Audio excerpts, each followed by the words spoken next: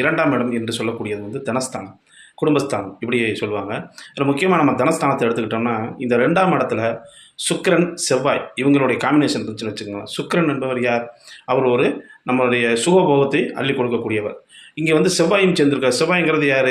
தைரியத்தை கொடுக்கக்கூடியவர், நிலம் சம்பந்தமான லாபத்தை கொடுக்கக்கூடியவர், நல்ல ஒரு அதிகார தோரணத்தில் கொண்டு போய் உட்கார வைக்கக்கூடிய சகலவிதமான அம்சம் பொருந்தியவர் தான் செவ்வாய். இந்த 2ஆம் இடத்துல சுக்கிரனும் செவ்வாயும் சேர்ந்துருச்சுன்னு வச்சுக்கோங்களேன், அவங்களுடைய செல்வாக்கு என்பது ரொம்ப அழகாக, ரொம்ப நேர்த்தியாக இருக்கும். யாருமே எதிர்பார்க்காத லாபத்தை எல்லாம் அவர்கள் அடைவார்கள்.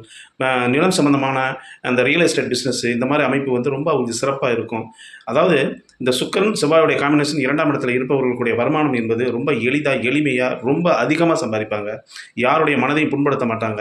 இவர் ரொம்ப நியாயமானவர்னு கூட வெளியிலேருந்து நல்ல பேர்லாம் எடுப்பாங்க. அப்படிப்பட்ட ஒரு பிஸ்னஸும் அந்த 2ஆம் இடத்தில் இருக்கக்கூடிய தனஸ்தானம் என்பது மிகப்பெரிய ஒரு வலுவை பெற்று வாழ்க்கையில் அவர்களுக்கு மிகப்பெரிய ஏற்றத்தை கொடுக்கக்கூடியது இந்த செவ்வாய் சுக்கிரனுடைய காம்பினேஷன் ஜாதகத்தின் 2